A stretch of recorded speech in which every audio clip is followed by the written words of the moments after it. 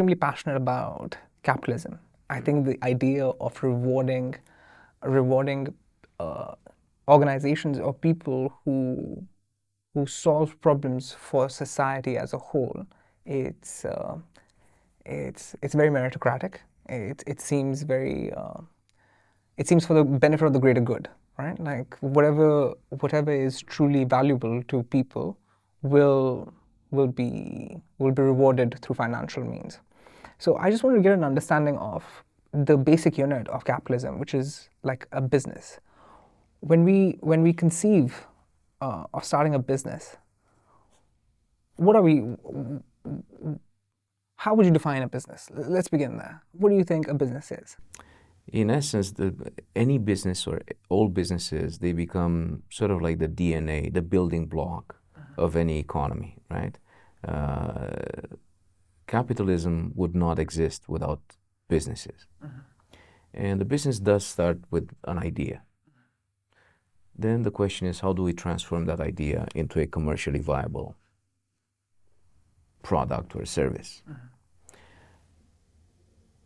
The entire process is actually geared towards a more judicious allocation of resources, because ultimately a business, it's all about, yes, it's about transforming that idea into a product or a service, but it's also about how do we take existing resources, human resources, financial resources, technological resources, and how do we extract more value through this transformational process of those resources into an economic output.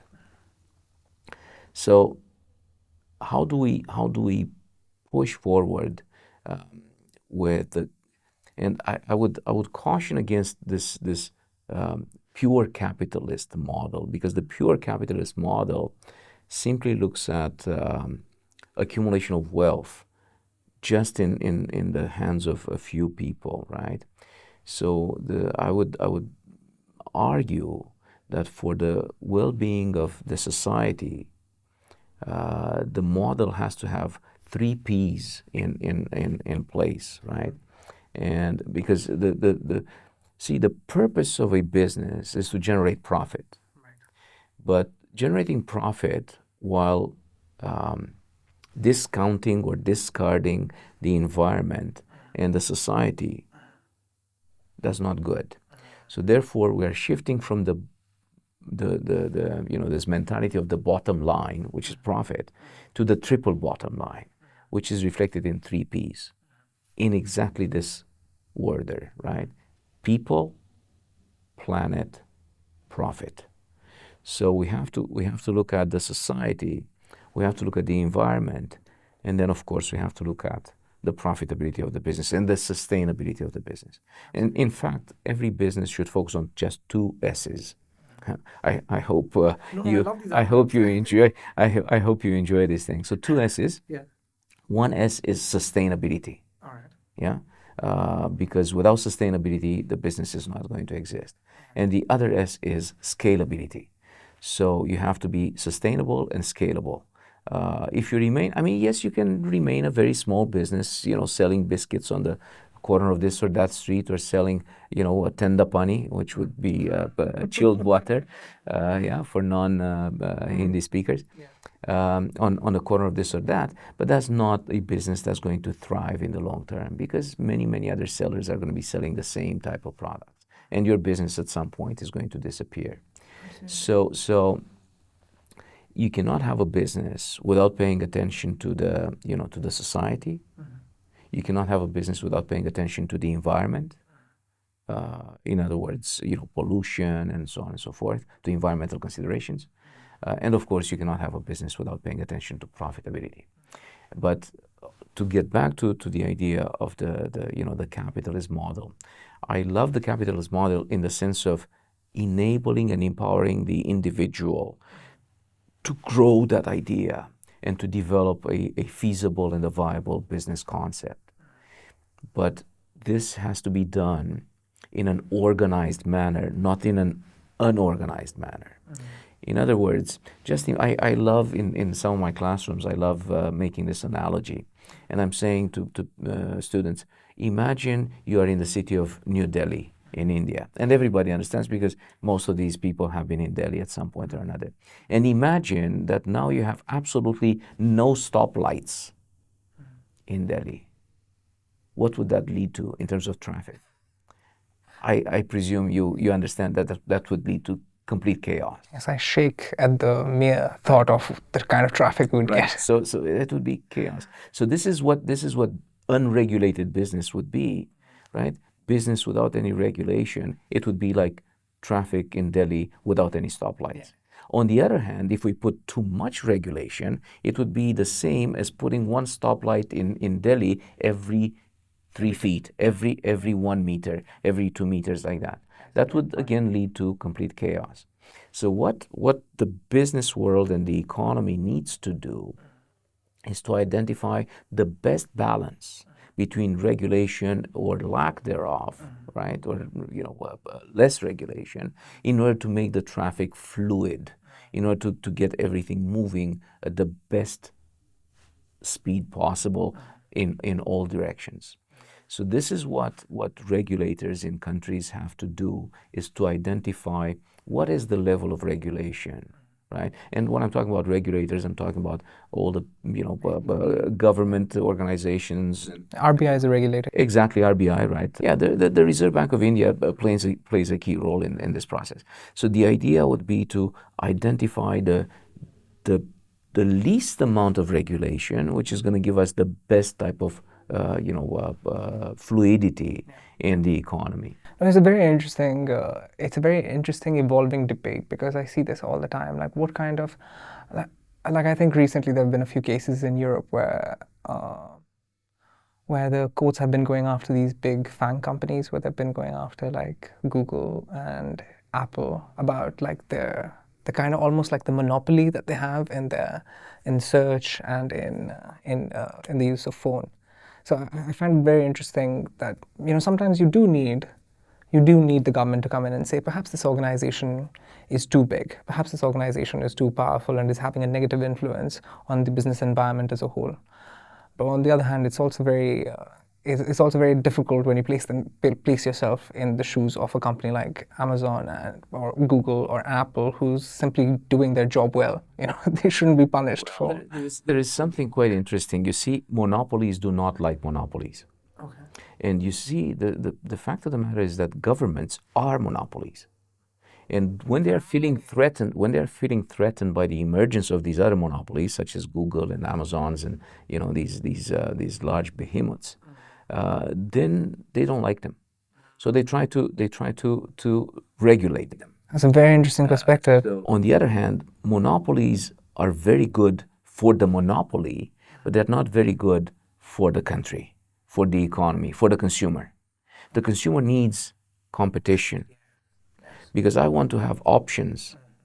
In fact, I'm just going to digress for a second here, but I'm also the founder of a company called GlobalBox.world, right?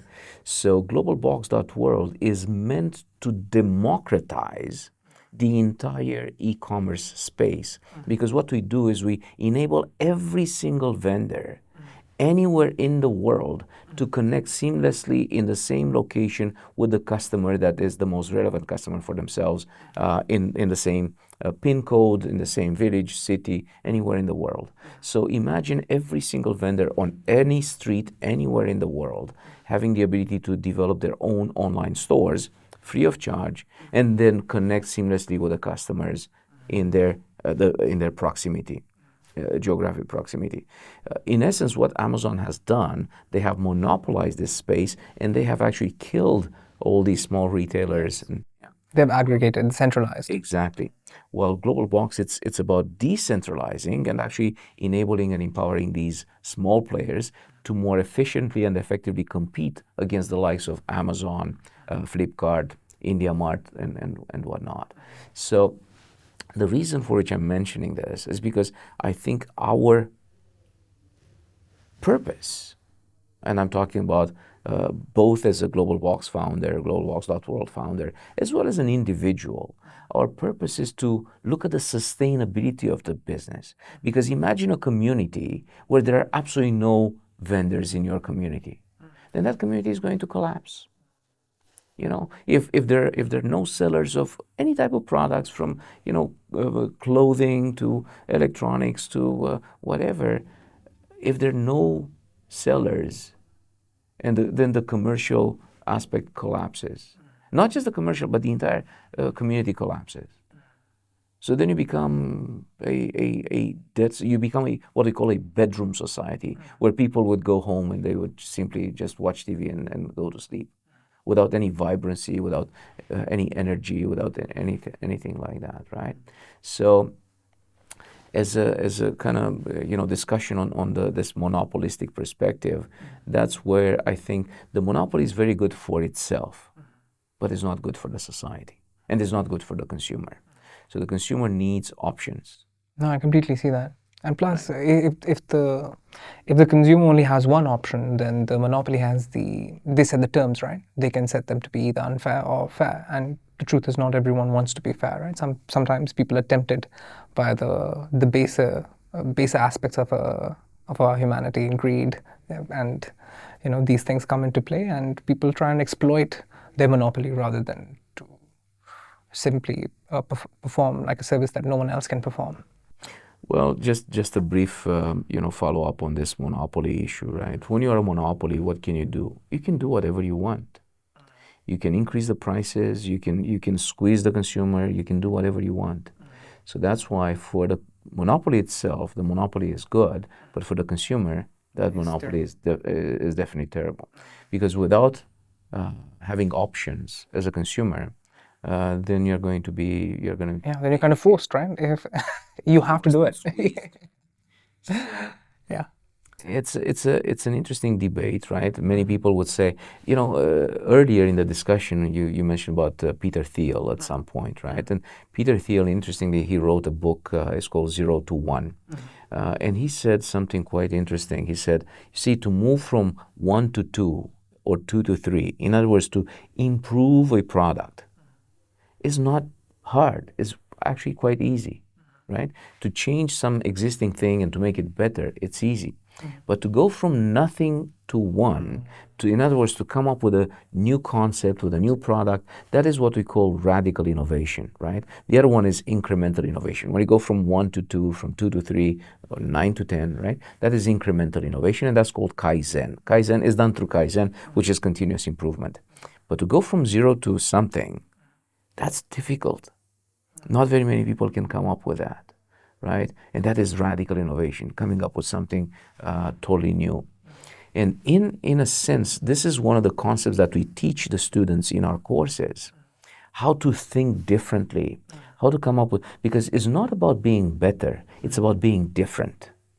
Actually, a very good friend of mine by the name of Roy Ossing wrote a book, Be Different or Be Dead. Be different or be dead. So it's not, it's a great title. And it's not just about coming up with a better product. To come up with a better mousetrap, anyone can do it. But to come up with a different mousetrap is not very easy to do, right? And even more so to come up with something from nothing, with a revolutionary idea. And in fact, this platform that I just mentioned, I'm circling back to it because I think it's a very unique opportunity for the world, because this platform, GlobalBox, is going to transform the entire world. It's an unparalleled and an unprecedented opportunity for the entire world to become to aggregate in one place. Yeah, and some people would say, well, would that not become a monopoly? No, because we are enabling and empowering all the constituents, all the stakeholders, right? Yeah. So what we are doing is we are unifying. But there is a lot of diversity in that unification. So we are standardizing, the commercial exchanges across the world, but in a manner that empowers the constituents to better compete against the large companies such as Amazons and Flipkarts and Alibabas of the world. It's very interesting. You brought up 2 points. The idea of coming up with different ideas in order to create successful businesses, and this idea of GlobalBox. How how did you come up with the idea for Global Box? And what are some of the strategies or things that are taught when we do things like management of innovation? What are some of the things that lead to different thinking? This idea of Global Box actually came to me in or around 2006 or 2007. I think it was 2006, when I was somewhere in the middle of China, in the Zhejiang province, and I was looking to purchase some products. And obviously, I can say a few words in Mandarin, but I cannot read in Mandarin. So I couldn't figure out where can I buy something. So then I thought, if I'm in the middle of somewhere around planet Earth, how can I connect seamlessly with the vendors and the products which are located in close proximity, geographic proximity, to wherever I am located? So that was the spark of this thing. Extrapolating that into the innovation thought process, I think we can innovate based on our own observations. We can innovate based on some existing products. As I said, you can try to improve. We can innovate by finding alternative usages and purposes for existing products. There's a very famous case, and I hope I'm not going to take too long, but just briefly, there is a product made by a company called Arm & Hammer.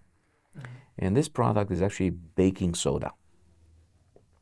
And traditionally, baking soda is used for baking, right? And when you use it for baking, you use just half a teaspoon or 1 teaspoon or something like that, right? But someone came up with this brilliant idea that baking soda can be used as an absorbent of bad odors. So now what people are doing is they're buying a full box of baking soda. They put the box in their fridges. It absorbs the bad odors in the fridge. They never use any of that. And then after 2 weeks or after 1 month, they throw that box of baking soda in the garbage and they replace it with a brand new one. So both the frequency and the quantity purchased by the end consumer has actually quadrupled literally overnight.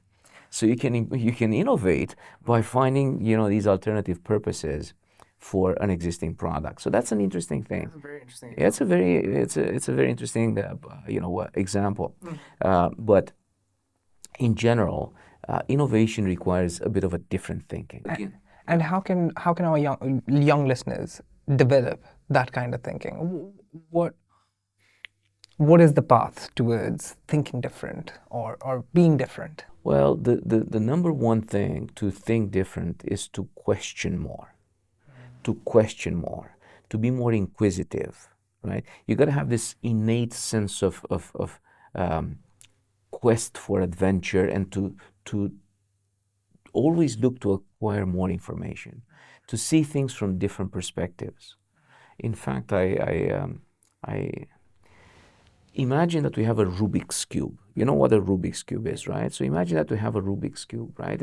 And it's all made up. So it has 6 sides to it, right?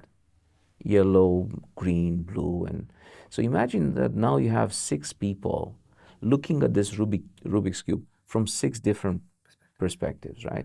So this person is saying, oh, I see red. And this person is saying, oh, no, it's not red, it's green. This other person is saying, well, wait a second, it's not green, it's white, I'm seeing. And this other person is saying, hey, it's blue and yellow and so on and so forth, right? So the question now becomes, who's right and who's wrong? So tell me, who's right and who's wrong? Well, all of them are right. Well, none of them is right. Well, I mean, it is. Well, none of them is right. I know you would say, well, they're right from their own perspective, but in actuality, all of them are wrong. And why are they all wrong? Is simply because none of them has a holistic perspective. None of them actually sees all the sides. But through communication and proper collaboration, right, now we can say, well, if this person is saying something different and this person is saying something different, maybe there is more to this problem than what I am seeing. So what we need to develop in the students to get them to actually think different is to open their mind to, in essence, to be more receptive to other people's perspectives. That's very interesting. And in fact, there is something that we call communication, but there is something much more meaningful than communication, which is open-minded communication. And open-minded communication refers to the issue of actually paying unbridled, undivided attention to whatever the person that we're talking with is telling us. Most of the times when we talk with people, what goes through our minds? We're simply arranging our thoughts about what we are going to say next. And in that process, what happens is our brain does not absorb the information that comes from the other side. So therefore, we are not truly able to digest that information that's coming from the other side, right? So in that process, we don't really pay attention to what the other person is saying. We're so invested in our own perspective that we're just... So we are reinforcing our own perspective rather than trying to understand their perspective. So this ability, talking about how do people think differently, this ability is developed through you sort of looking at things from someone else's perspective, even more so when their perspective is divergent from ours. And many times people go by this very silly mentality that it's either my way or the highway. And I always advocate that when someone tells you something that is entirely not aligned, this is called cognitive dissonance. So cognitive dissonance is when someone drives a point which is entirely divergent from your perspective, right? And then we develop this innate sort of resistance and reluctance to even engage in further discussions, right? But then is when we should engage further, because that's when we learn more. And quite often, maybe the truth is neither on your side or on my side, but quite often the truth may be on the edge, on somewhere in the middle.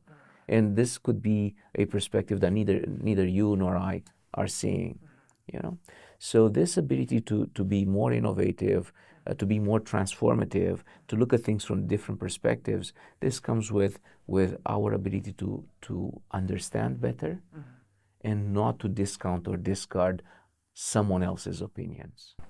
So management of innovation is essentially just teamwork. I mean, I'm not saying necessarily it's just teamwork, but it is just teamwork. It is. As a matter of fact, you see, businesses can be born out of an idea, which can come out of someone's brain. But innovation, which is the transformation of knowledge into money, innovation is a team process. Why? Because you may be, even if you are an artist and you paint the most wonderful painting. Again, this is relative because different people look at the same thing and they will see different angles, different perspectives, right? But even if you paint the Mona Lisa, right? If your name is Leonardo da Vinci and you paint Mona Lisa, right? Even then, if you don't have an agent which is going to be able to promote your product, if you don't have some, nowadays, if you don't have someone to do digital marketing for you and social media marketing for you, right? To properly position and to anchor your product or your service into the mind of the consumer, you're not going to be able to transform that product into a viable, feasible product.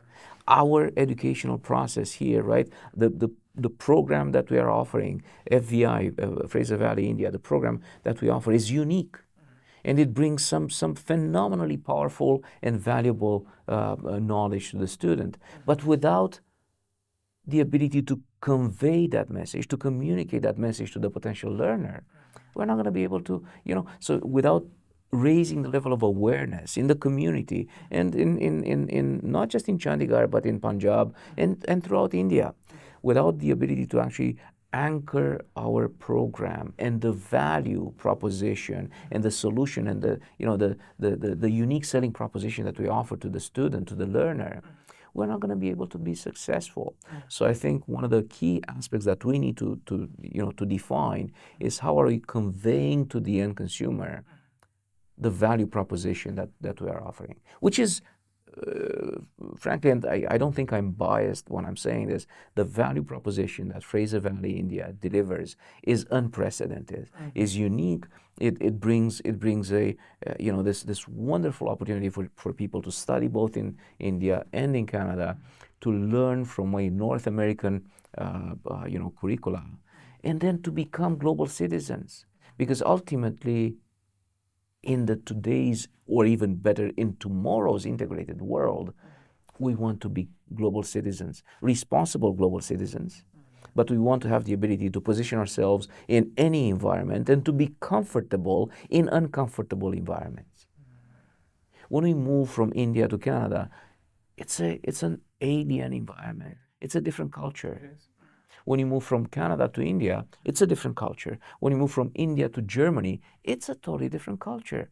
So, but developing these abilities to actually adapt into a new culture and to adopt these new cultures, this become transformational skills and competencies for the 21st century learner. So Fraser Valley, India, provides this unprecedented and I would say unparalleled opportunity for the learner to transform themselves into fantastic, phenomenal, I would say competitors for the marketplace of the 21st century. Very interesting. I agree. Can we talk about can we talk about specific instances in which you have felt that the model has worked particularly well for this student, or for someone else that you've watched or actively groomed? Well, that's an excellent question, and I can give you some very factual examples. Right, I'm seeing a lot of alumni coming from Fraser Valley, India, into Canada, and then successfully positioning themselves into the business world. And one of the interesting examples that come to mind is a gentleman by the name of Aditya Akre. And Aditya Akre, he was a student that he was part of the very first few batches of students that the program was running in Chandigarh back in around 2010. Yeah. And then he came to Canada. He happened to work with myself when I was the director of the School of Business in a research capacity. And he transformed himself. Later on, he actually became the director of the campus in Chandigarh, but now he is actually a director of another campus of another college in Vancouver. Mr. Gurneetanand Singh is also a great example. He was actually part of the very first batch of students that actually studied at Fraser Valley, India. And then subsequently, nowadays, he is a director of the international department at the University of British Columbia in Canada. So these are success stories, but there are countless stories like these. And of course, I don't want to romanticize this process because not every student is going to,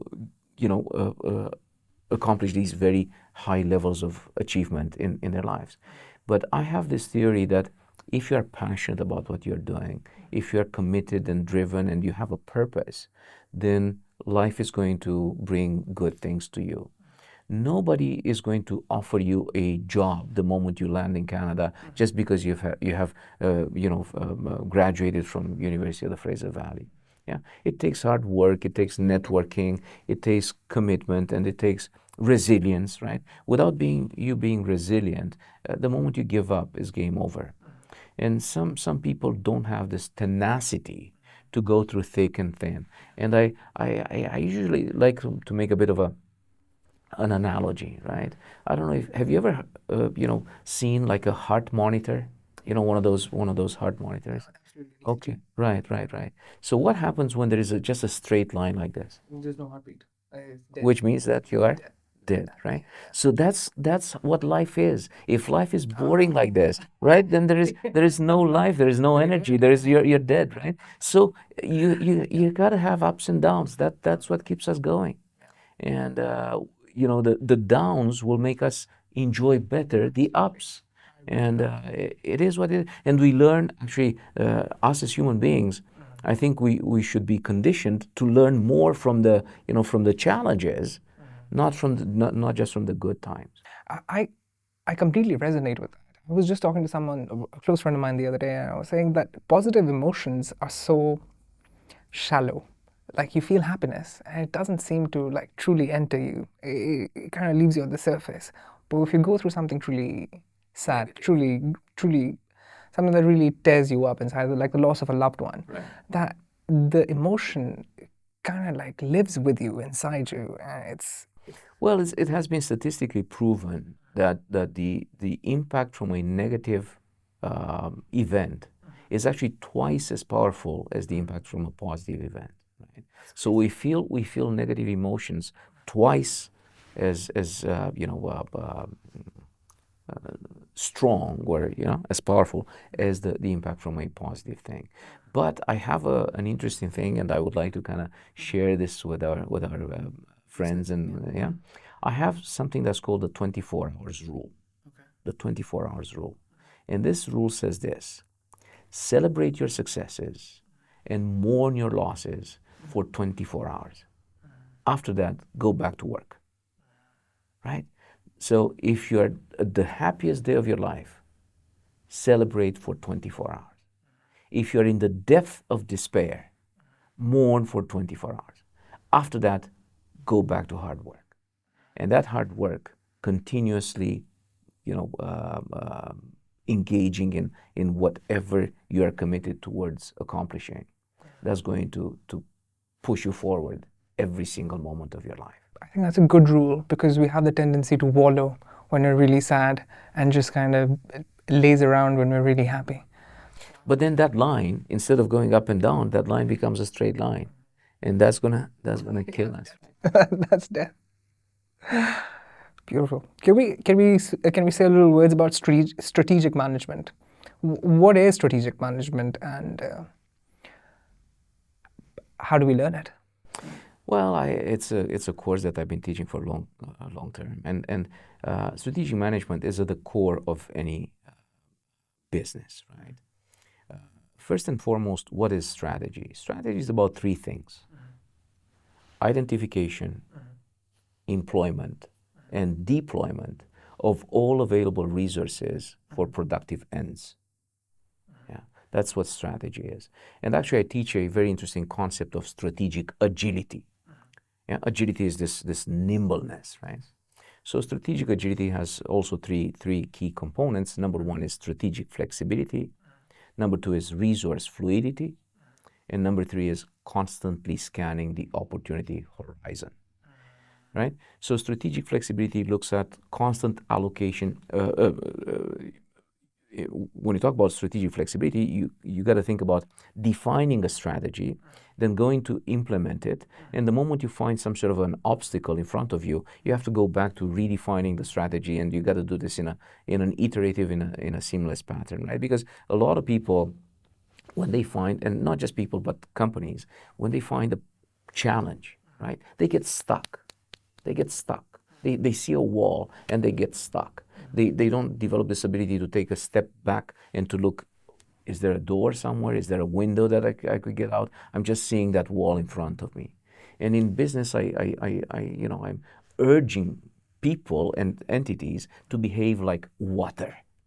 People are going to say, like what? Like water. Why? What does water do when it finds an obstacle in front of it? Have you ever seen a big rock in front of in the middle of a river? Does water stop and say, "Oh, wait a second, now I cannot do anything. I'm frozen here," right? No. What does it do? It goes around it. It goes above it. It finds a way. If there is a dam, it finds a little crack. If the dam is very well built, over time it builds enough pressure that in 30, 40, 50 years it's going to take the dam out. So, be like water in the sense of trying to find the PLR. We call this the PLR, which is the path of least resistance. Not shortcuts, but the path of least resistance, right? Because shortcuts would be, if I need to go from this room into the next room, what's the shortest thing? It's through the wall. And I could bang my head against that wall until either the wall or the head cracks. Usually the head cracks first, right? Right. But if I took a step back and I can see that, hey, wait, there is a door. All I need to do is open this door and just take a bit of a longer route, but I'm going to reach my goal in a much faster and much more meaningful way.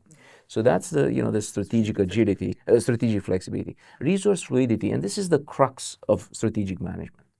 The crux is constant allocation and reallocation of all available resources to wherever they will make the most meaningful, positive impact in the organization.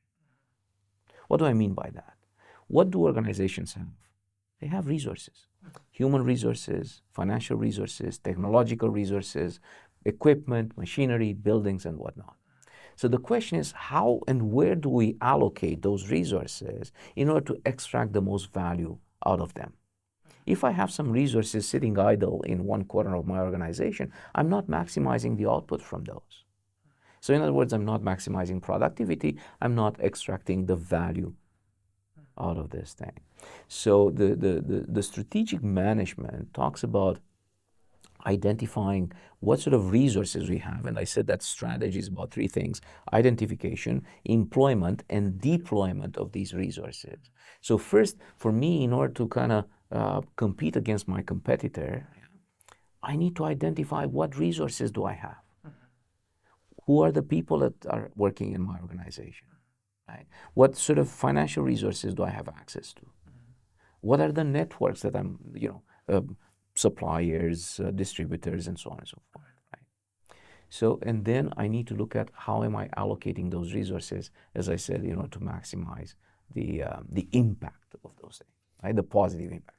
And last but not least, constantly scanning the opportunity horizon. What does that mean? It simply means that I have to constantly understand what is coming down the pipeline. Because the future is never happening inside my organization. The future always happens outside, and quite often on the fringe. Fringe is anything that is not mainstream right now, right? So something that is out there. And I like to make an analogy with cricket.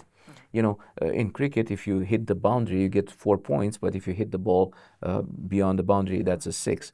So, when I'm talking about fringe, I'm saying, what if you were to get like a 12, which doesn't exist? So you would hit the ball like out of the park, yeah?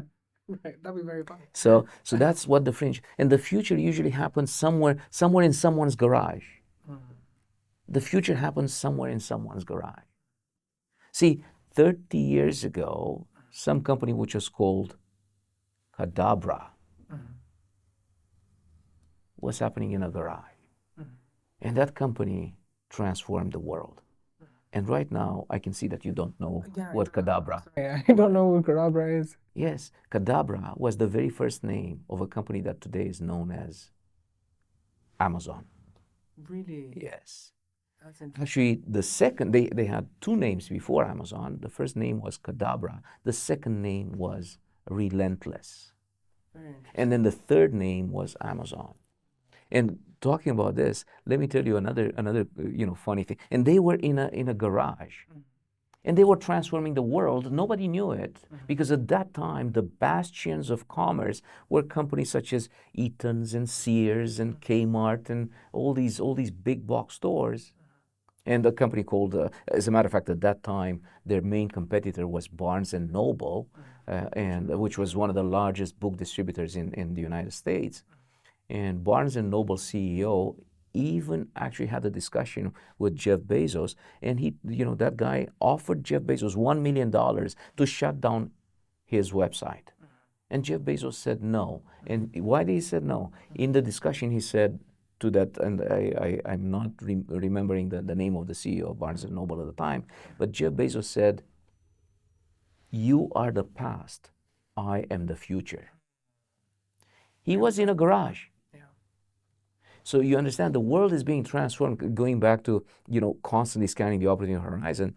The world is changed, or is being changed by something that happens currently today in someone's garage that we don't know about, that we are going to learn 20 or 30 years from now, that they were operating out of a garage. This is what GlobalBox is right now. We're operating out of a so-called garage out of, Chandigarh. When that changes, right? So the one little story here. There is a company that was called Backrub, and you don't know what company that is, but I can tell you that company called Backrub is the most consequential company in the world today, and everybody's using it, and you don't know that you're using it. How so? How so? Because that company today is called Google. Really? Really. So yes, yes, because originally their algorithm, which was about prioritization of websites, was basically primarily based on how many backlinks from other websites are pushing into your own website. So that's still part of their current algorithm. Yes. So while companies at the time like Yahoo and Excite were doing this keyword matches, they were doing this thing not just based on keyword matches, but also on these backlinks. So their original name was Backrub. And that's Google. That's Google today. And nobody back in in 1995, 1996, nobody knew about this company called Backrub, which subsequently became Google. And I'm going to make something even further because I think this would be an interesting story to actually share with our future students. And yeah, see, this is.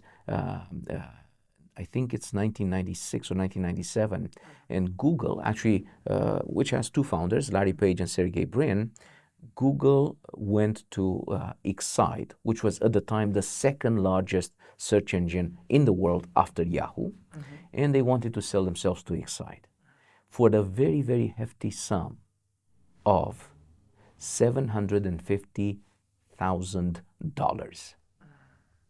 Yeah? In Indian terms, that's 7.5 lakh dollars. Yeah, yeah. They wanted to sell themselves, and Yahoo initially said no, then they said yes, but then Larry Page stated that if this deal is going to go through, then Excite is going to have to replace their search methodology, their search algorithms, with Google's. And one guy who used to be the CEO of Excite, George Bell, actually said, this is too much. You cannot, we're going to buy you, and now you're trying to impose on us what we're going to use? And they said no. And excuse me, do you know where is Excite today? I don't think it exists anymore. No, it was actually bought later on by Ask Jeeves and subsequently became Ask.com, and today is nothing. Yeah, yeah, but nothing in terms of the volume of searches that's on the internet. And excuse me, do you know what Google is? Yes. So so you understand now that the future does happen on the fringe. And this is constantly scanning the opportunity horizon. It means that every individual, every company has to be informed about emerging technologies. 5 years ago, nobody knew about ChatGPT. Today, everybody knows about ChatGPT. Yeah, it's on everyone's phone. They're talking to it all day. Yeah. So these are I would say fundamental traits that students have to develop in terms of their mindset, because this innovative approach and entrepreneurial approach, these are not just skills and competencies, these are mindsets. And this is what we equip the students with.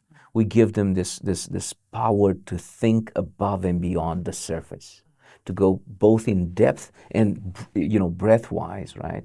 And start analyzing things, to analyze, to crystallize, to synthesize the information, and to extract the most value out of it. This is what FVI and Fraser Valley, University of the Fraser Valley, this is what we do.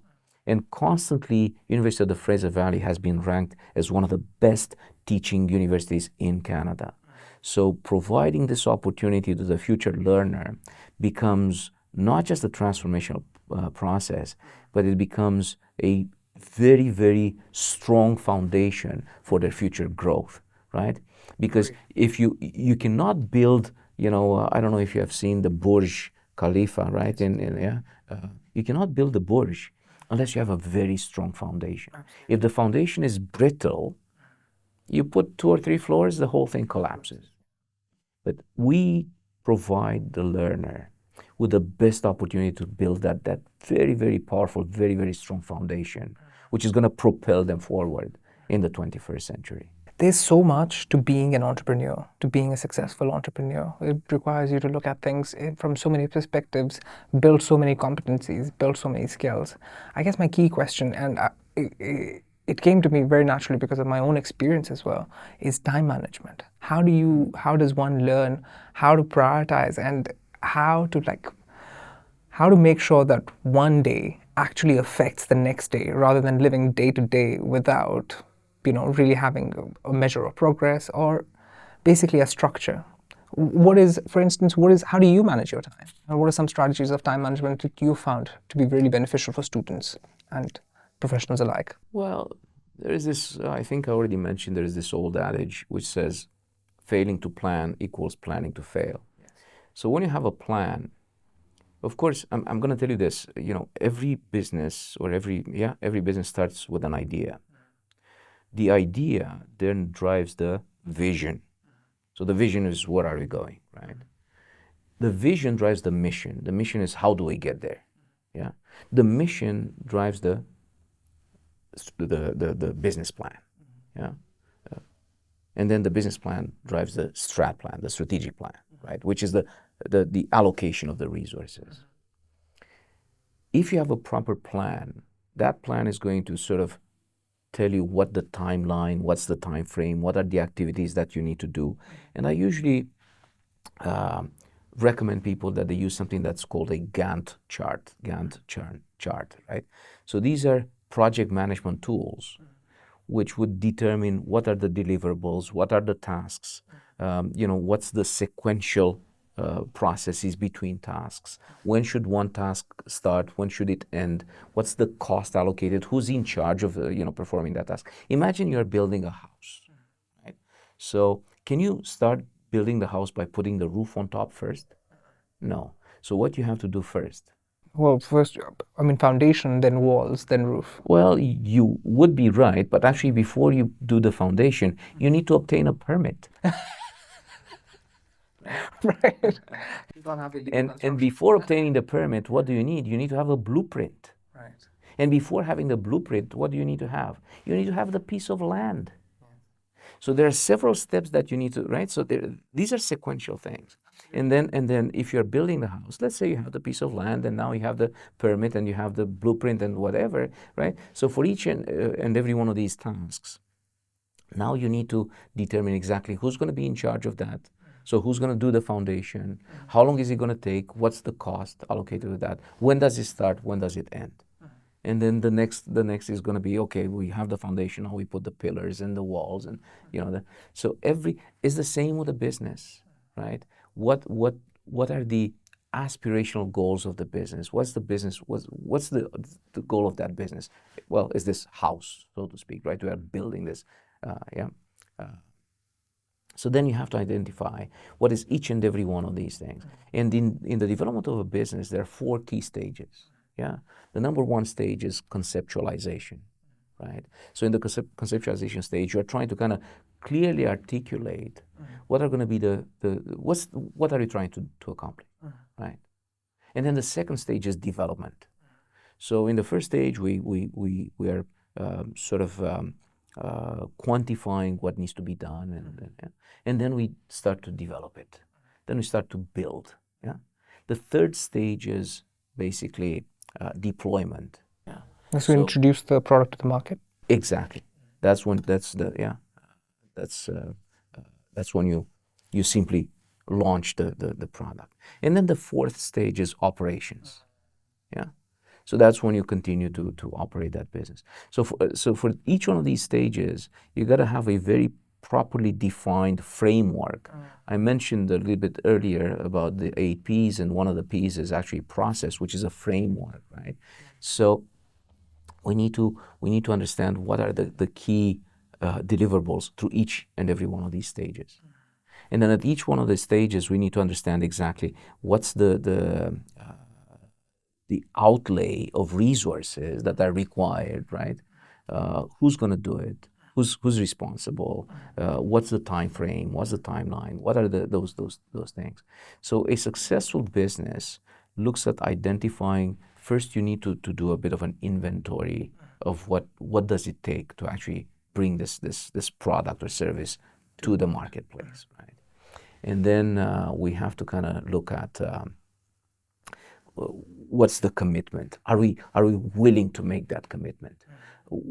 How long does it take to do it? Let's say we there are some companies where the product development life cycle can be up to 20 years. People will say 20 years to develop a product. Yes, there's a company called Syngenta. Syngenta, they make these herbicides and for agriculture, and these pesticides and things. So these have to be tested over a very long period of time to see what are the side effects and whatnot. So for 20 years, you have to see, am I willing to put 2 years, 3 years, 5 years of my life? In the development of GlobalBox, we have already passed the threshold of 9 years in the development, right? So many people would give up. And that tenacity and fortitude to go through thick and thin and through all the challenges, that's what distinguishes the person who's going to be succeeding in their quest, and those who are going to fail. Because actually, the difference between a winner and the loser is actually in giving up.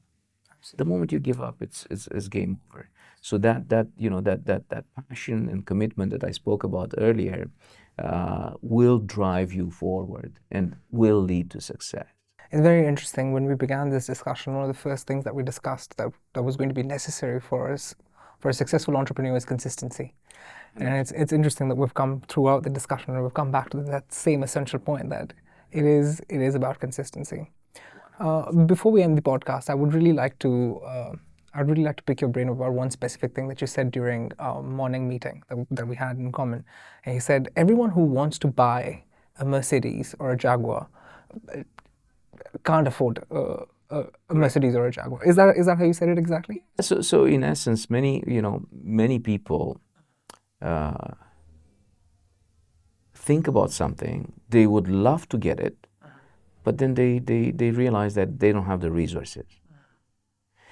But the point is this: if you are truly committed to acquiring something, and if that something becomes a very high priority for you and for your loved ones and for everybody that's going to be impacted by your decision, then you don't look at the price or the cost of that thing, but what you look at is the value that you are getting out of it.